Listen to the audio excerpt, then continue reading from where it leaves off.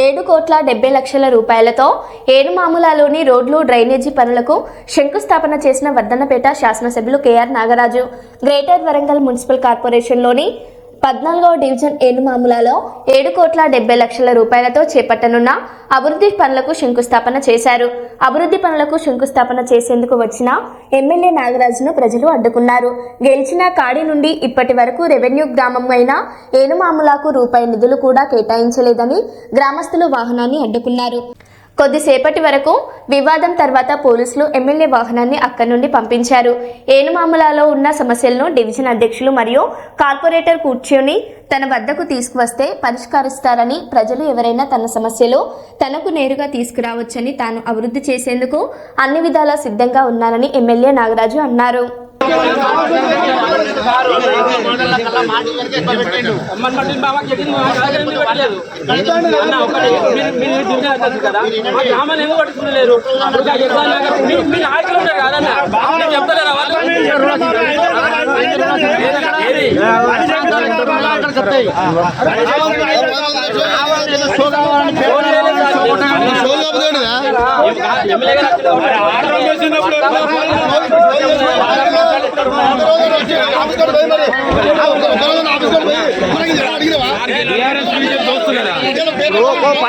ఇల్లు తెప్పించిన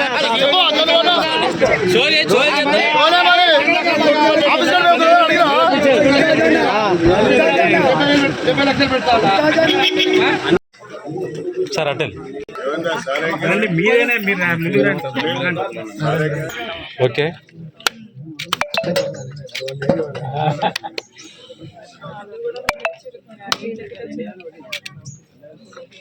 ఆగండి సార్. సార్ ఒక్క నిమిషం ఆగండి.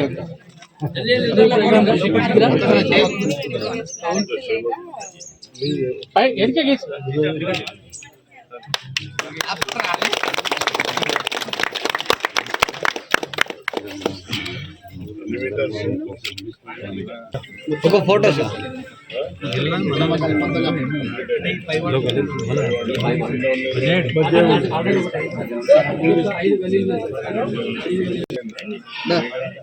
సార్ బయట సార్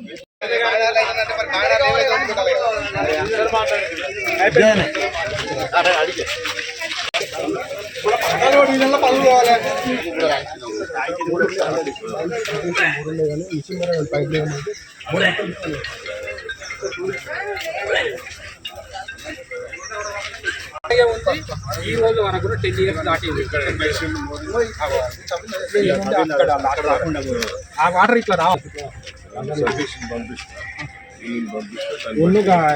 లోపలికి వెహికల్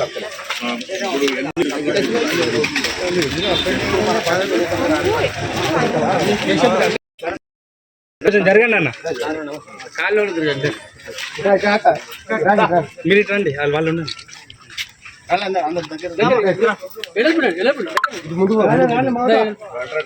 బీజేపీ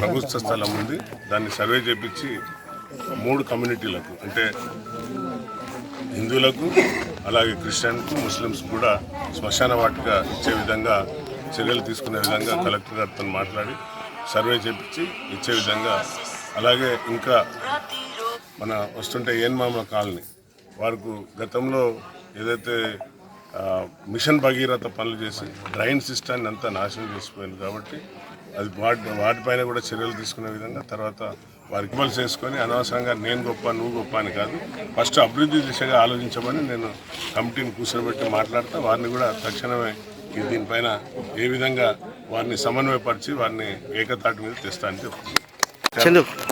ఈరోజు ఏన్మామ్ల 14 డివిజన్లో ఇంద్రమ్మ కాలనీ ఫేజ్ 1లో, అలాగే నెక్స్ట్ లక్ష్మీ గణపతి కాలనీ మామూలు డివిజన్లోనే 7,70,00,000తోని డ్రైన్స్ను సీసీ రోడ్లు శాంక్షన్ చేయడం జరిగింది.